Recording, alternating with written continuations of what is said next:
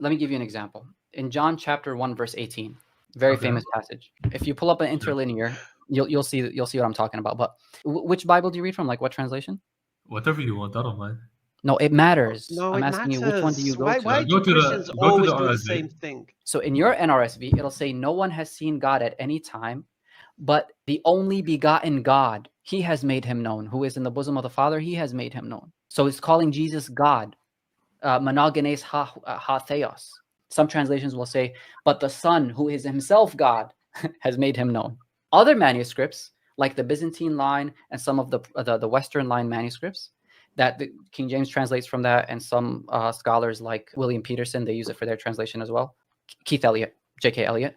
It says, no one has seen God at any time, but the only unique Son, he has made him known. No mention of God. Monogenes ha huios. So it doesn't say it's God the only Son? No, it says the one unique Son. In your translation, it says God, who is the only unique God, or the only begotten God, or it'll say theos in there somehow. There's a lot of ways to translate that. But in actual manuscripts, it differs from Son to actually God. In 1 Timothy 3:16, it says, great is the mystery of godliness. Mysterios tou husivios. Okay? God was manifest in the flesh. In the opposite, so now it's the King James Version, the Byzantine line, that calls him God.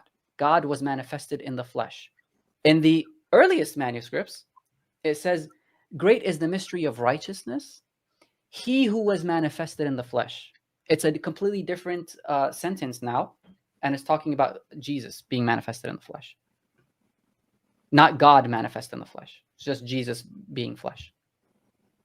Okay, so you're saying like the original word in Hebrew, or in Greek, I mean, Greek, because the New Testament is is Greek. hos. It is hos. It is Omicron Sigma.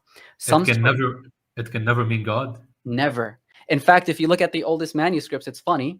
So the Omicron is like a circle. Theos is usually rendered in something called Nominus Sacra. It's like an abridged version of the sacred names. So Jesus is just Iota Sigma instead of Iesus, writing the whole thing out, because they're used so often that scribes wanted to save space, and it became sacred names, etc. And so God is usually Theta Epsilon Omicron Sigma, and they abbreviate it to just be a theta and a sigma. And the difference is just one line that you dash through the circle of the Omicron.